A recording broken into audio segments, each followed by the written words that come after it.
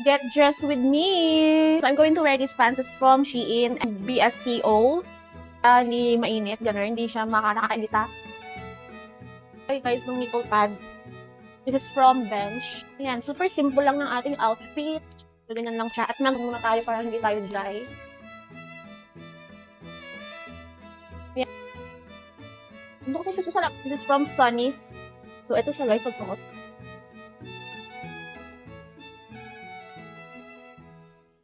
So, I'm going to use this bag. This is from Bagsmart.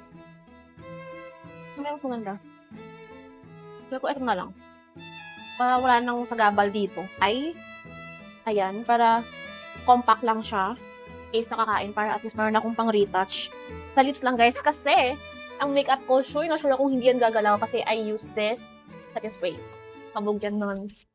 Kaya yan ang ating final look. So what do you think guys? Very simple lang ang ating outfit. As in, very simple lang ako manamit. Like, lagi lang ako nakasando, pants, tapos rubber shoes. Ayan.